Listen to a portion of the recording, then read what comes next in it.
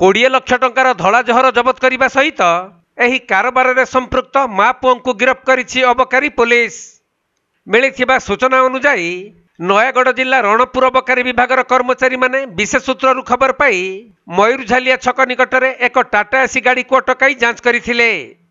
परे सेही गाड़ी 7टी मोबाइल फोन, नगद 1,17,590 टंका और 200 ग्राम ब्राउन सुगर को जबत करथिले। एथि सहित सेही गाड़ी रे थिबा मयूरझालिया ग्रामर सचिन प्रधान और तांको मां रीना प्रधान को अबकारी पुलिस गिरफ्त करी कोर्ट चालान करा जायथिबा अबकारी भारप्राप्त अधिकारी सूचना दैछंती। हमरो सुपरटेंडेंट करुणा शंकर तिवारी को निर्देश क्रमे आमे आज सकाळे पेट्रोलिंग समय रे ओडी विश्वस्त सूत्र खबर पाई आमे जते बेले जंकिया ग्रामांचल रे पेट्रोलिंग करथुलु सेही समय रे मयूरझालिया छकठारे आमे खबर अनुसार गलारु सेटा देखिलु गोटे टाटा एसी रे 2 जण लोक गोटे महिला जणे आ जणे पुरुष लोक गाड़ी चले के आस्थिले।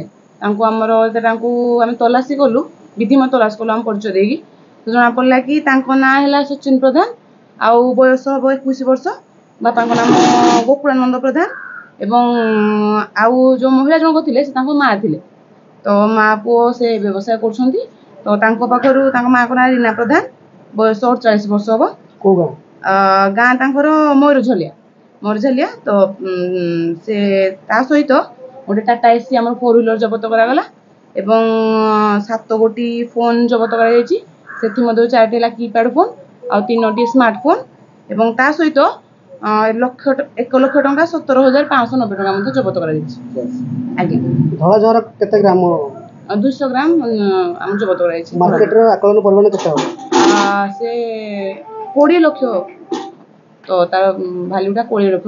केते दिन एमती व्यापार चलतला एटा हम पाखरे खबर एबे आसिला से केबे कोन करछि हम कोइ पारबोनी। खबर आसिलारु आमे ताको चढ़ौ कलु आज सकाळो 6टा रे आमे से एरिया पेट्रोलिंग करी आमे ताको 7टा 8टा बेलु चढ़ौ कलरु ए सब जिंस हमकु जबत आपछरा के अछन्ते ना माने हमरो तलाशी चलीछि जति किछि हबो त आमे आकु कहि जण जण गुठा जार दरकार गाड़ी नंबर